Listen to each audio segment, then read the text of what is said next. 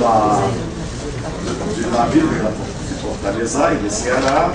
Je suis vraiment très heureux pour l'invitation, mais je pense que je ne ferai pas une conférence, je parlerai quelques mots à propos de la ville. Qu'est-ce que c'est la ville de Fortaleza?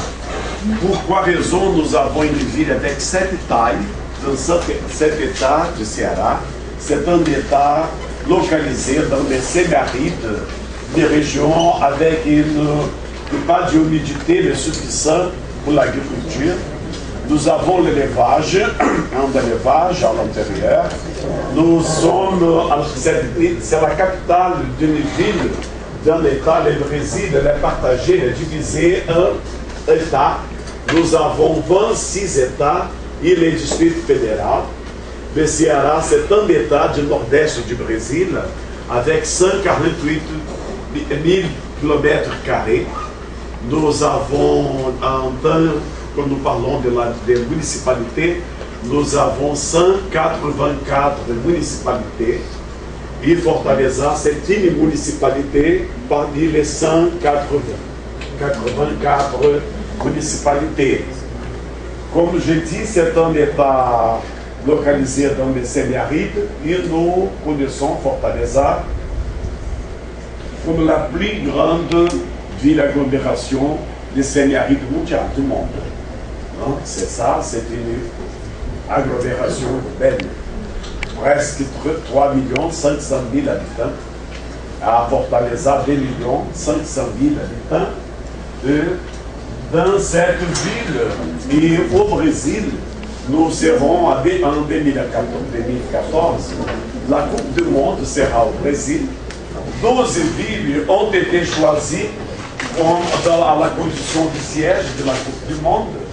Et Fortaleza, parmi elles, Fortaleza a été choisie pour être une ville de la Copa du Monde.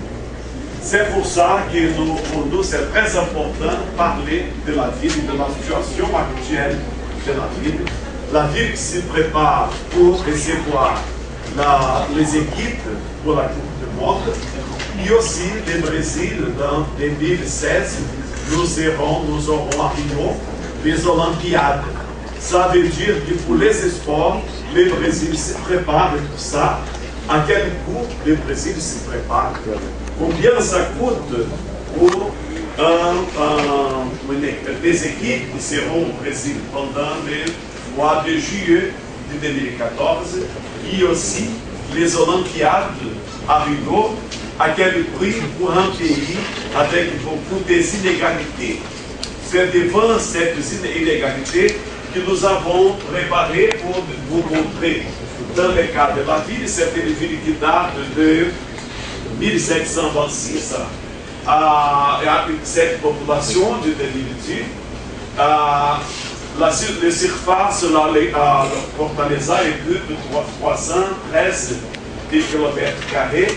Et une densité démographique de 7819.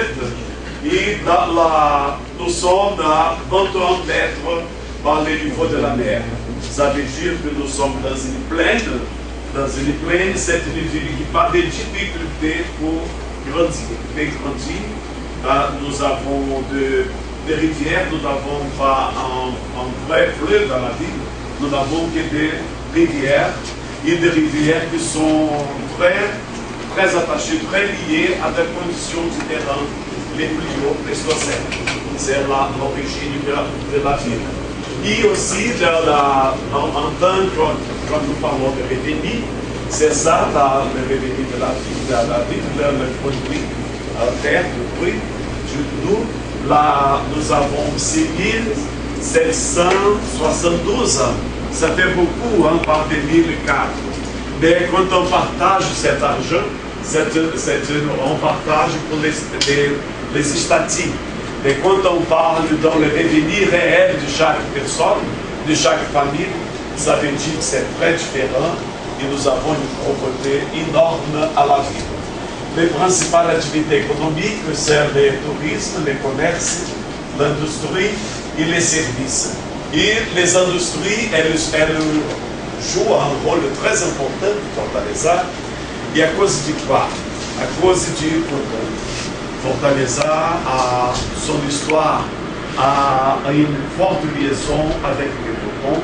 Elle a été la capitale du Breton à la fin, à partir de la deuxième moitié du 19e siècle. Et tous les Bretons produits au Ceará, les ports qui ont été choisis, c'était les ports de Fortaleza. Ils ont bâti les ports. Et c'est pour ça que c'est la ville du Breton. La ville plus ancienne, c'était à la Cati, dans la portion l'est de l'État du Ceará. Et avec la guerre de sécession aux États-Unis, quand tous les champs du coton ont été détruits dans la région du Kentucky et dans la région de la Géorgie aux États-Unis, et le Brésil a été choisi pour atteindre les besoins des industries de l'Angleterre, principalement, nord de la France, de la Belgique, des Pays-Bas. Et c'est pour ça que nous sommes là, le Ceará, à partir de ce moment-là, il entre dans la division internationale du travail. Avant, il n'avait pas, le Ceará n'existait pas. Nous avons le nord-est brésilien, il est partagé pour nous dans la division, on a pris accepté pour nous, c'est Mata, Agreste et Sertão. La Mata, c'est la région de canne à sucre qui a joué un rôle très important pour le Brésil à l'exportation de la colonisation portugaise, l'arrivée des Français, l'arrivée des Hollandais au Brésil, les invasions au début, au 6e, au 17e aussi. Mais c'était là, à partir du coton, à la fin du 19e, que Fortaleza a grandi beaucoup. Elle a joué un rôle, les principales voies ont été ouvertes et les communications. Et à partir de ça, en tant que capitale, elle a joué un vrai rôle de capitale. Avant, elle n'avait pas ce rôle. À partir de ça, et avec les chemins de fer, il a été les premiers chemins de fer, il a été bâti, construit en 1872, à 1872, et à partir de ça, toute l'exploitation du coton, toute la sortie à partir de Fortaleza. C'est pour ça l'importance de las industries jusqu'aujourd'hui. Fortaleza, c'est le deuxième pôle textile du Brésil. C'est pour ça l'origine, c'est le coton du 19e. Ainsi, l'indice de développement de l'UNESCO, là, nous sommes très loin. Nous avons le taux, les considérables, le plus bon, c'est 1. Nous, l'autre, c'est 7,86. De 0,786, c'est le plus élevé du Ceará. Imaginez-vous la situation des autres municipalités, c'est le plus élevé du Ceará, c'est celui-là. Et c'est une part, quand nous discutons cette situation, il faut toujours parler de l'accumulation qui se donne dans la vie. L'accumulation de la richesse et aussi une énorme pauvreté. Et parmi les villes brésiliennes, c'est pour comparer Fortaleza avec presque 2,5 millions d'habitants. Nous avons Salvador, c'est la ville la plus ancienne du Brésil. Elle a été bâtie en 1549. Elle a 2,892. Après, Brasilia, la capitale du pays, presque 2,5 millions d'habitants, mais la capitale vraiment c'est le Plano Le Plano n'a que 500 000 habitants. Belo Horizonte, c'est la capitale de l'État de Minas Gerais. Curitiba, c'est la capitale de Paraná. C'est où se localise la Renault, au Brésil. Et Manaus, au cœur de l'Amazonie. Et Recife. On peut voir le rôle de Fortaleza qu'elle joue dans l'ensemble des villes brésiliennes. Et ainsi, je vous demande, je parle ça pour les autres, la problématisation de la ville. Et quand je demande pour les fortalezés, pour les gens qui habitent notre ville, s'ils aiment, s'ils sont heureux avec les conditions, les habitations, avec leurs maisons, s'ils sont contents d'être là, si les quartiers où ils habitent, s'il y a des égouts, s'il n'y a pas de poubelles dans les rues, s'il n'y a pas de eaux dans les rues. Si je vous demande aussi, là pour les troisièmes, s'il y a des loisirs suffisants pour atteindre les besoins de la communauté, pour atteindre les besoins des enfants. Si je lui demande aussi s'il y a des jardins, s'il y a des bois, s'il y a des places suffisantes pour les loisirs, et si les enfants, s'ils peuvent rester sur le trottoir, s'ils peuvent jouer sur le trottoir. Si je lui demande aussi s'ils marchent toujours à la volonté dans le riz, s'ils n'ont pas peur de la violence urbaine.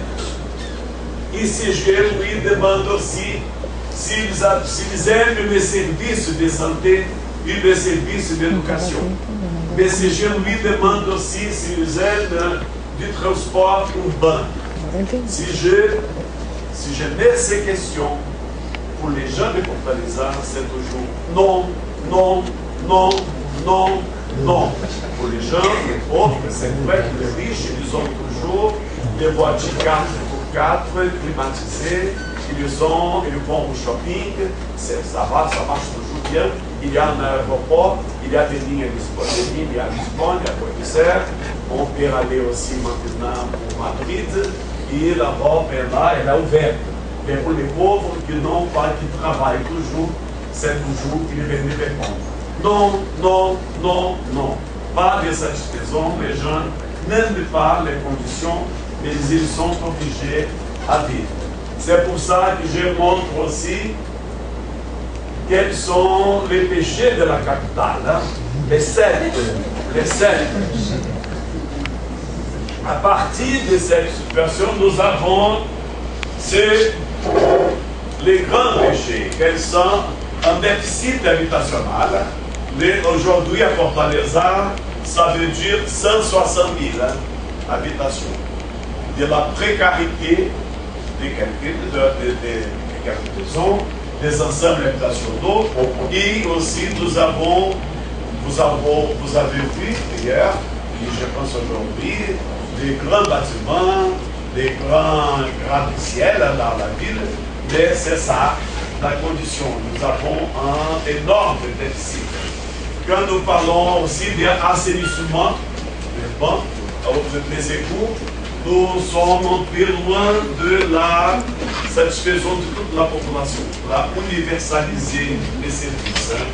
En ce qui concerne les égouts, nous avons 60% des collectes des égouts, mais nous n'avons pas les traitements, les stations de traitement des égouts. C'est très précaire. Là, nous sommes presque à l'universalisation pour les autres. L'assainissement des autres. Dès que si nous parlons aussi du système de transport, c'est très... Ça marche bien pour le peuple, ça améliore beaucoup, petit à petit améliore, mais il peut marcher avec nous avons maintenant 7 centres d'intégration du transport, dont un métro. C'est pris un métro de superficie, un métro, un vrai métro souterrain, mais il y a déjà presque 12 ans qu'il ne marche pas jusqu'à aujourd'hui. Et les services de la violence urbaine, les gens sont toujours, principalement les gens qui sont dans la périphérie de la ville. Et là, en ce qui concerne l'environnement, nous avons les